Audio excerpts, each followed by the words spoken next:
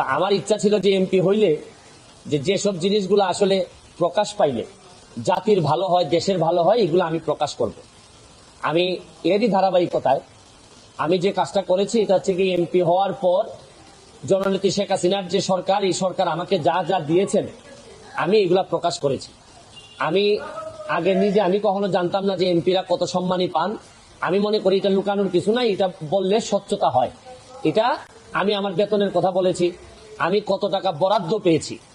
বরাদ্দ মানে হচ্ছে গিয়ে ওনারা বলছেন যে নগদ টাকা, আসলে বরাদ্দ তো এটা চিন্তায় আসে কিভাবে যে এমপি নগদ টাকা পাবে। নগদ টাকার তো কোনো বিষয়ই না, আমরা তো ট্রাস্টি মাত্র, আমরা মানুষের সম্পদের ট্রাস্টি, আমাদেরকে মাধ্যমে বন্টন করা হবে। আমরা এই সম্পদের কোনো মালিকও না। ব্যাংকের যেভাবে ব্যাংক কর্মকর্তা যেভাবে আমার টাকা জমা নেন আবার আমার টাকা ফেরত দেন, কিন্তু ওনার হাত দিয়েই যায়, কিন্তু এই টাকার মালিক তো উনি না, উনি হচ্ছেন গিয়ে ট্রাস্টি। একই রকম আমি এমপি হিসাবে আমি ট্রাস্টি মনে করি।